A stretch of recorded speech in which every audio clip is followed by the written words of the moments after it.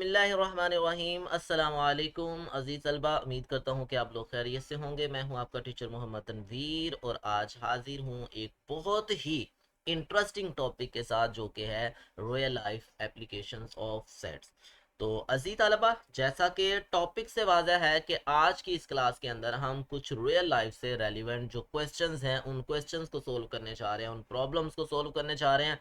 But solve करते वक्त हम क्या सहारा लेंगे? हम सेट्स की मदद लेंगे और अपने इन प्रॉब्लम्स को सोल्व करेंगे। तो चलें बढ़ते हैं अपने टॉपिक की तरफ। एक्सरसाइज है मेरे पास 1.16 और क्वेश्चन नंबर 7 है, जिसके अंदर स्टेटमेंट कुछ यूं है कि 65 कस्टमर चूज इधर रेड कलर शर्ट और blue colour are both if 34 customer choose red colour and 41 customer choose blue colour, how many choose both of them. हमारे पास जो टोटल कस्टमर्स हैं वो 65 कस्टमर्स हैं। अब इंफॉर्मेशन जो गिवन है लिखते हैं जी। सबसे पहले नंबर पे टोटल कस्टमर्स कितने हैं? 65 कस्टमर्स हैं। अब कहता है इन 65 कस्टमर्स में से कुछ कस्टमर्स ऐसे हैं जो रेड कलर को चूज कर लेते हैं। वो सिलेक्शन के अंदर कहते हैं कि जी रेड कलर की शर्ट चाहिए। कुछ ऐसे हैं जो ब्लू कलर को चूज कर रहे हैं, लेकिन कुछ ऐसे भी हैं जो दोनों की दोनों शर्ट्स को क्या करते हैं? चूज करते हैं। तो उसने बताया कि हमारे पास 34 कस्टमर जो है वो रेड कलर को चूज कर रहे हैं और 41 कस्टमर जो है वो किसको चूज कर रहे हैं? ब्लू कलर को चूज कर रहे हैं। तो हमारा टारगेट क्या है? हमने ये बताना है कि कितने कस्टमर्स हैं जो कहते हैं कि हमें क्या करनी है? दोनों की दोनों शर्ट्स चूज करनी है। तो हमने ये फाइंड आउट करना है, तो ये हमारा टारगेट है। तो हम क्या करेंगे? अब इसको लेट करेंगे, हम सोल्व करेंगे और with the help of sets हम इसका सोल्यूशन जो है वो फाइंड आउट करेंगे। तो चले आते हैं सॉल्यूशंस की तरफ और देखते हैं कि हम with the help of sets हम इसको कैसे फाइंड आउट कर सकते हैं। तो सबसे पहले नंबर पे लेट किया मैंने कि मेरे पास यू एक सेट है और ये किसके बराबर है? ये मेरे पास आ जाता है जी टोटल कस्टमर के बराबर। Total customer. अब अगर ये टोटल कस्टमर है तो इसका मतलब ये हुआ कि number of elements in you किसके बराबर आएगा? वो आ जाएगा हमारे पास 65। जैसा कि हमने यहाँ पढ़ा कि 65 कस्टमर्स टोटल है, तो एन ऑफ यू का मतलब होता है number of elements in you, और वो मेरे पास क्या आ जाएंगे? 65। अब दूसरे नंबर पे क्या करता हूँ? सेकेंडली उसने कहा कि हमारे पास वो वाले कस्टमर जो रेड कलर को चूज कर रहे हैं वो 34 है। ठीक है। अब अगर ये 34 हैं, अगर ये क्या है मेरे पास 34 हैं, तो जरूरी नहीं है कि ये 34 सिर्फ वो वाले हैं जो रेड को ही चूज कर रहे हैं। इन 34 में कुछ ऐसे भी कस्टमर्स होंगे जिन्होंने रेड के साथ साथ ब्लू भी चूज किया होगा, क्योंकि जब कहेंगे ना रेड वाले कस्टमर्स को सेपरेट कर दिया जाए, तो उनमें रेड वाले वो होंगे जिन्होंने रेड चूज किया हुआ है और उसके साथ वो भी आ जाएंगे जिन्होंने रेड के साथ कोई और भी, क्योंकि ये सिर्फ और सिर्फ ओनली रेड की बात नहीं की जा रही। ठीक है। अगर ओनली रेड की बात नहीं की जा रही तो हमें क्या करना पड़ेगा? हमें सबसे पहले वो वाले कस्टमर्स फाइंड आउट करने चाहिए जो कि सिर्फ और सिर्फ रेड को चूज कर रहे हैं, दोनों को चूज नहीं कर रहे। तो इसका मतलब ये हुआ कि मुझे यहाँ पे सपोज करना पड़ेगा कि वो वाले कस्टमर्स हैं कितने? वो वाले कस्टमर्स होंगे एक्स कस्टमर। हम उनको फाइंड करने जा रहे हैं, तो उनको हमने लेट किया हुआ है कि हमारे पास customer choose both colour, customer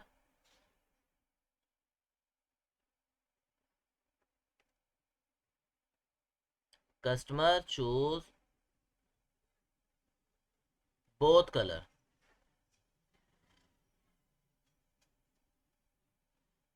ठीक है। जिन्होंने दोनों के दोनों कलर्स को क्या किया है? चूज किया है, और हम कहते हैं वो एक्स हैं।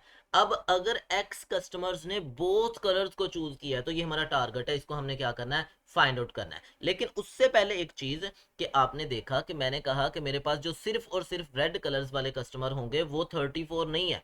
इन 34 के अंदर वो वाले भी मौजूद हैं जो रेड के साथ ब्लू भी चूज करें। जब मैं ब्लू की बात करता हूँ 41, तो वो 41 सिर्फ और सिर्फ ब्लू वाले नहीं है, उनमें ब्लू के साथ साथ उनके पास रेड कलर भी उनकी चॉइस के अंदर मौजूद है। ठीक है। अब कैसे पता चलेगा कि वो भी मौजूद है? तो देखें, जब मैं 34 और 41 दोनों का सम लेता हूं तो मेरे पास आंसर आता है 75।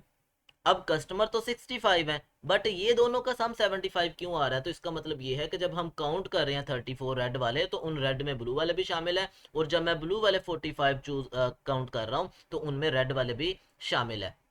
ठीक है, क्योंकि बोथ कलर्स वाले इन दोनों के अंदर शामिल है, तो मुझे क्या करना पड़ेगा, जब ओनली रेड की बात करनी है तो फिर मुझे रेड वालों में से बोथ कलर्स को माइनस कर देना पड़ेगा, और इसी तरह जो मेरे पास ब्लू वाले होंगे उनमें से भी बोथ कलर्स को क्या कर देना पड़ेगा, माइनस कर देना पड़ेगा। तो चले जी, रेड के लिए मैं क्या करता हूँ, आर लेट कर लेता हूँ। आर मेरे पास वो सेट है, कौन से वाला, कस्टमर, वो वाले कस्टमर्स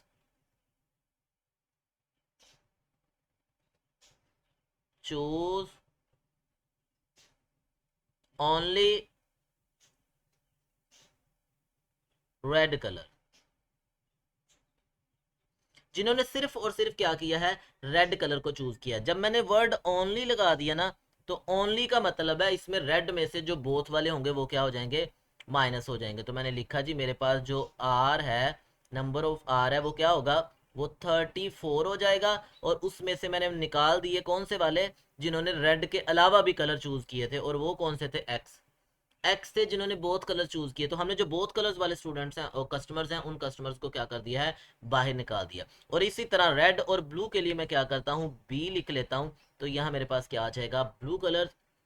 और ब्लू कलर्स के लिए यहाँ मैं क्या करता हूँ, वो वाले कस्टमर्स, बी वाले वो वाले कस्टमर्स हैं हमारे पास, those customer choose only blue colour. तो ओनली ब्लू कलर वाला मेरे पास आ जाएगा एन ऑफ बी, और वो कितने थे, 41। लेकिन इन 41 में जो रेड वाले भी होंगे वो हम क्या कर देंगे, उसमें से माइनस कर देंगे। यानी कि ये एक्स वो वाले कलर्स हैं जो हमारे पास किसके अंदर मौजूद है, जो हमारे पास रेड में भी मौजूद है और जो हमारे पास ब्लू में भी मौजूद है, और इनको हमने क्या करना है, फाइंड करना है। अब हमारे पास देखें तीन तरह के जो एलिमेंट्स है ना, वो बन के हुए हैं। एक वो जो हमारे पास क्या है, सिर्फ और सिर्फ रेड कलर कंटेन कर रहे हैं, एक वो जो क्या कर रहे हैं, ब्लू कलर कंटेन कर रहे हैं, और एक वो होंगे हमारे पास जो कि दोनों के दोनों कंटेन कर रहे हो। अगर मैं इन दी फॉर्म ऑफ सेट यही वाली चीज बनाना चाहूं, तो मैं यूं बनाऊंगा कि मेरे पास एक यूनिवर्सल सेट बन गया। यूनिवर्सल सेट का मतलब होगा टोटल जो आपके पास कस्टमर्स हैं, उन कस्टमर्स की बात कर रहा हूँ, ठीक है, ये टोटल है। अब इसके अंदर एक मेरे पास सेट है जिस जो कि है आर का, और दूसरा सेट है जो कि है मेरे पास बी का। तो यह मैं लिख देता हूँ कि मेरे पास ये वाला जो सेट है ये आ जाएगा आर, और ये मेरे पास क्या आ जाएगा, बी आ जाएगा। दोनों में कुछ ना कुछ एलिमेंट्स कॉमन है जो दोनों के दोनों है, और वो क्या है, एक्स है। अब देखो आर के अंदर टोटल कितने थे, आर के अंदर 34 थे, तो जब मैं वो वाला एक्स लिखूंगा तो इधर फिर बाकी आ जाएंगे 34 माइनस एक्स। और इसके बी में कितने थे, 41, लेकिन उसमें से एक्स क्या आ जाएगा, माइनस कर देंगे, तो ये आ जाएगा मेरे पास 41 माइनस एक्स। तो ये जो यूनिवर्सल सेट यू था वो किसके बराबर होगा, इन तमाम के एलिमेंट्स का जब कलेक्शन ले लेंगे तो वो यूनिवर्सल बन जाएगा। तो यहां से हमने ये पढ़ा कि जो हमारे पास एन ऑफ यू होगा, जो एन ऑफ यू होगा वो किसके बराबर आ जाएगा, एन ऑफ यू आ जाएगा हमारे पास एन ऑफ आर, आर वालों का साम ले लें, plus n of B, B वालों का साम ले लें, और प्लस क्या आ जाएगा, जो दोनों में कॉमन थे, जो दोनों में कॉमन थे। जैसे ये मैंने एक्स लिखे हैं, और इस एक्स का क्या मतलब है, अब मैं यहाँ लिखने जा रहा हूँ, इस एन का एन एक्स का मतलब है कि वो वाले कस्टमर जो रेड और ब्लू में कॉमन है, जो रेड और ब्लू में कॉमन है, वो वाले हमारे पास क्या कहलाएंगे, वो हमारे पास एक्स कहलाएंगे। और यही वाला जो एक्स है, फिर एक्स को हम रिप्लेस करके यूं फार्मूला बना देंगे कि मेरा जो फार्मूला है अब ये बन जाएगा कि हम इसके अंदर सम लेने जा रहे हैं n of R intersection B. ठीक है, तो यहां से हमें क्या करना है, अब एक्स को फाइंड आउट करना है, तो चलें अब इसी को फाइंड आउट करते हैं। तो लिखते हैं 9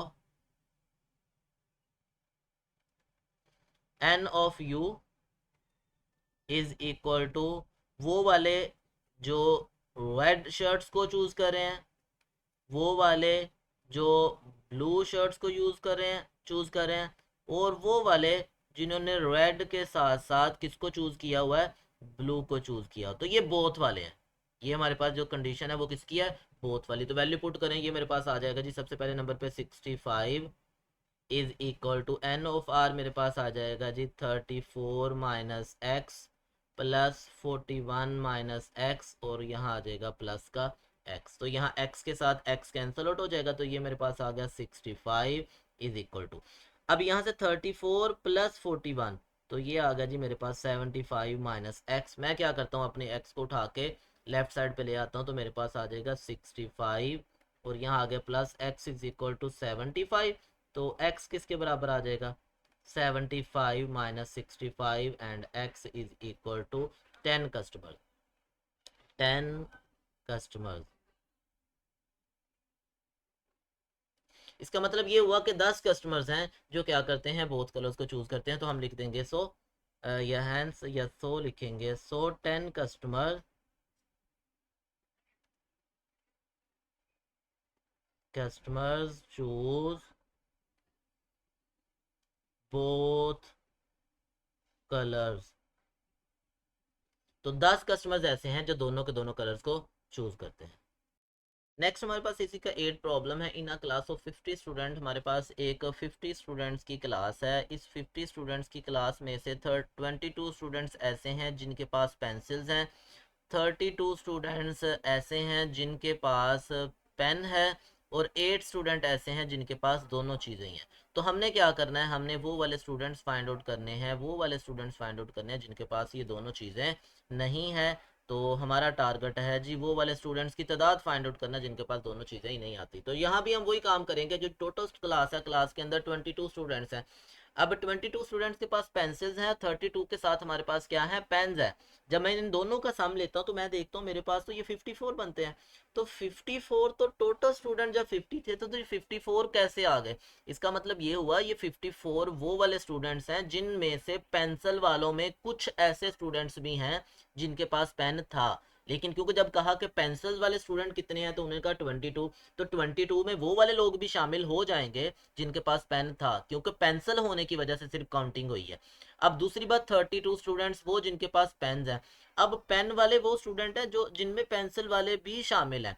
तो अगर हम निकालें ओनली पेन और ओनली पेंसिल, तो इसका मतलब ये हुआ इस कैटेगरी के अंदर हमें वो वाले स्टूडेंट्स को रिमूव करना पड़ेगा जिनके पास दोनों चीजें थी। हम कैटेगरी अलहदा बना देंगे, क्योंकि हमें इतना पता है वो 8 स्टूडेंट्स हैं। तो अगर मैं 8 स्टूडेंट 22 में से भी माइनस कर दूं और 32 में से भी माइनस कर दूं, तो इसका मतलब मेरे पास प्योरली वो वाले स्टूडेंट्स आ जाएंगे जिनके पास सिर्फ और सिर्फ पेंसिल थी, जिनके पास सिर्फ और सिर्फ पेन्स थे, और वो वाले जिनके पास दोनों की दोनों चीजें थी। तो हमने क्या निकालना है, हमने वो वाले स्टूडेंट्स फाइंड आउट करने हैं जिनके पास कुछ भी नहीं है, ना तो पेंसिल है ना ही पेन है। तो चलिए हम वन बाय वन क्या करते हैं, लेट करते हैं इसको।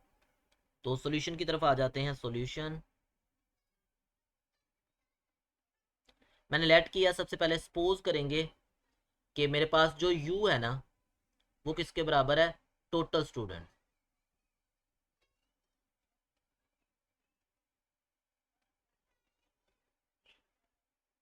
और टोटल स्टूडेंट्स हैं।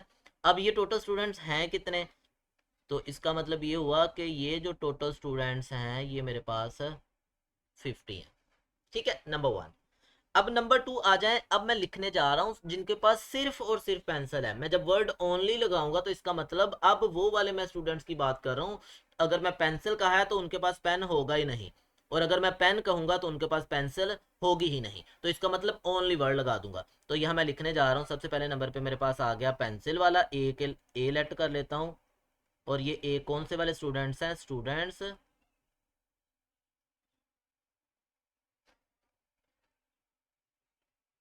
Have only pencil. तो इसका मतलब ये होगा कि जो एन ऑफ ए है, अब इनमें से मेरे पास पेंसिल वाले कितने थे, 22। तो मैंने कहा इसमें से वो वाले माइनस ही कर दो जिनके पास दोनों ही चीजें हैं। यानी कि अगर तो इनके पास पेंसिल के साथ साथ पेन है तो मैं काउंट नहीं करूंगा। तो काउंट नहीं करने का मतलब मैं उनको माइनस कर देता हूँ, क्योंकि उसने बताया कि दोनों वाले 8 है, तो मैंने 8 माइनस कर दिए। तो यहां से मेरे पास जो आंसर आ जाएगा वो क्या आ जाएगा, 14। ठीक है, तो ये 14 स्टूडेंट है। अब बी वो वाले आगे जिनके पास सिर्फ और सिर्फ पेन है। तो मैं लिखता हूं स्टूडेंट्स हैव ओनली पेन्स।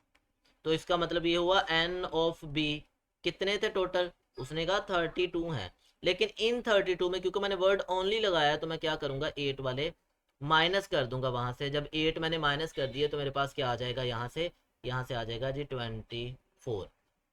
अब 24 स्टूडेंट्स ऐसे हैं जिनके पास सिर्फ और सिर्फ पेन है, और उसके साथ साथ सेकेंडली मेरे पास 14 स्टूडेंट्स ऐसे हैं जिनके पास सिर्फ और सिर्फ क्या है, पेंसिल्स है। तो पेन वाले मेरे पास 24 है और पेंसिल्स वाले मेरे पास 14 है। अब आता हूं A union sorry A intersection B, A intersection B. ये वो वाले स्टूडेंट्स हैं जिनके पास दोनों ही चीजें हैं, पेंसिल भी हैं और पेन भी हैं। तो ये आ जाएगा students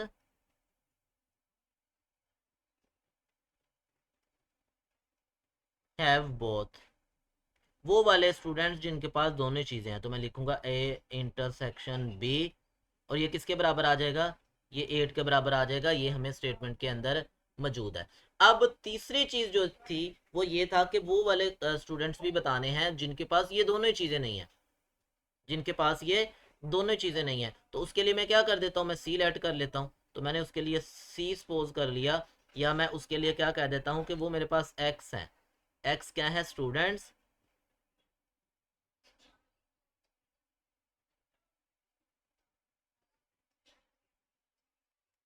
do not have both. ठीक है, तो ये हमने क्या करने हैं, निकालना है। तो अब देखिए मेरे पास जब मैं इस सॉल्यूशंस की तरफ आता हूं तो मेरा सॉल्यूशन जो है वो तीन तरह की कैटेगरी में डिवाइड हो गया। सबसे पहले नंबर पे मैं बात करता हूँ यूनिवर्सल सेट की। तो ये मेरे पास कोई एक यूनिवर्सल सेट यू बन गया, यानी कि ये क्लास बन गई, मुकम्मल एक क्लास है। और किसकी क्लास है, ये मेरे पास यू की क्लास बन गई।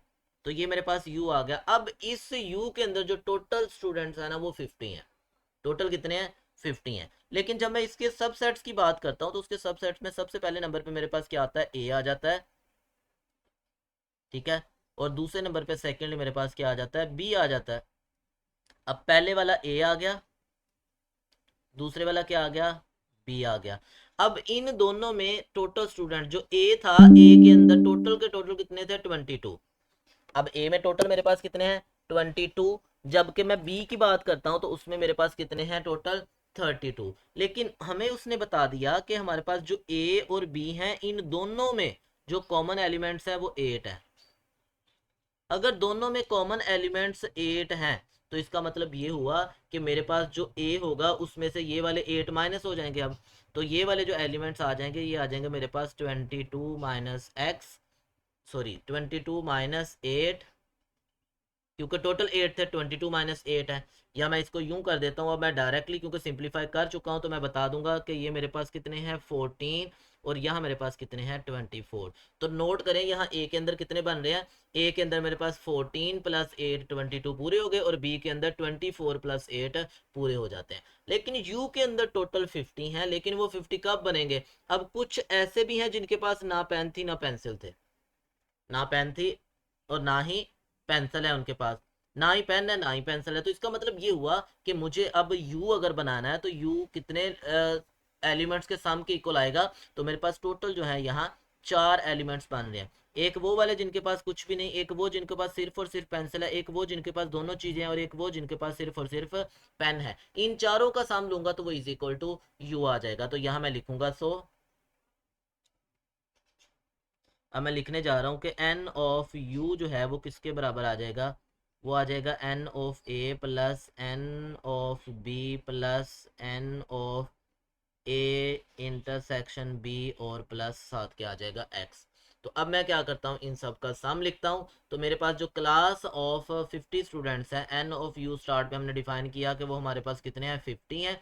एन ऑफ ए कितना है हमारे पास, 14 प्लस 24 और प्लस 8, और प्लस क्या आ जाएगा हमारे पास, एक्स आ जाएगा। ये एक्स वो वाले स्टूडेंट्स हैं जिनको हमने क्या करना है, फाइंड आउट करना है। तो यहाँ मैं लिखता हूँ, सबसे पहले ये आ जाएगा मेरे पास 50 एज इट इज, और राइट हैंड साइड पे मैं सम लेता हूँ 14 प्लस 24 इज इक्वल टू 38, और 38 के अंदर जब हमने 8 ऐड किए तो 46 आ गया आंसर, और साथ आ जाएगा प्लस एक्स। अब ये जो 46 है इसको मैं राइट पे लेफ्ट पे लेके आता हूँ, तो मेरे पास आ जाएगा 50 minus 46 is equal to x is equal to 4x। तो इसका मतलब ये हुआ x क्या था, student do not have both of them. तो यहां हम लिखेंगे, सो 4 स्टूडेंट्स